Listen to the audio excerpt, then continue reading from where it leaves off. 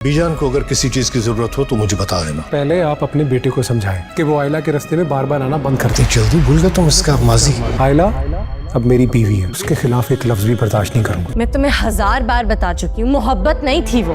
तुम झूठ बोल रही हो, तुम जानती हो कि मैं अब भी तुमसे मोहब्बत करता हूँ। जिस लड़की के माजी को हर बार इसके खिलाफ इस्तेमाल किया गया, आज पहली बार कोई इसकी इज्जत के लिए सबके सामने डटकर खड़ा हो गया।